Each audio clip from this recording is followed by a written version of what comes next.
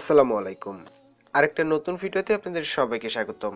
আজকে আমি আপনাদের দেখাবো আপনাদের ইনস্টল করা অ্যাপসগুলো আপনি কখনো আনইনস্টল করেছেন। সেই আনইনস্টল করা অ্যাপসগুলো আপনি কিভাবে খুঁজে বের করতে পারবেন বা আপনি জানতে পারবেন আপনি এর আগে কোন কোন অ্যাপস ব্যবহার করেছেন, সেগুলো আনইনস্টল করেছেন।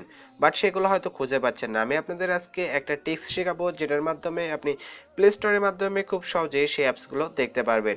সো চলুন তাহলে মূল ভিডিওটি শুরু করি। প্রথমে আমরা প্লে স্টোরে ক্লিক দিলাম।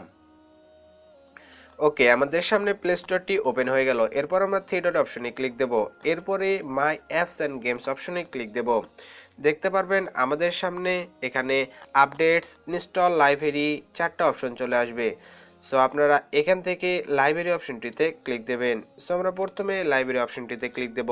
সো লাইব্রেরি অপশনটিতে ক্লিক দেওয়ার সঙ্গে সঙ্গে আপনি এখানে সব ধরনের অ্যাপসই খুঁজে পাবেন, যে অ্যাপসগুলো আপনি এর আগে ইনস্টল করেছেন বাট ব্যবহার করেননি।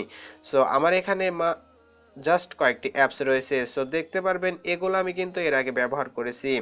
সো এগুলো আমি আনইনস্টল করে ফেলেছি, এর জন্য এই অ্যাপসগুলো আমাদের দেখানো হচ্ছে। আপনি চাইলে আপনার প্রয়োজনীয় অ্যাপসটি এখান থেকে খুঁজে নিয়ে আপনি সেই অ্যাপসটিকেই খুব সহজভাবে ইনস্টল করে নিতে পারবেন। সো আশা করি এই ছোট্ট টিপসটি আপনাদের অনেক কাজে দেবে। ভিডিওটি ভালো লাগলে অবশ্যই একটা লাইক দেবেন, কমেন্ট করে জানাবেন। Thanks for watching this video. আল্লাহ হাফেজ।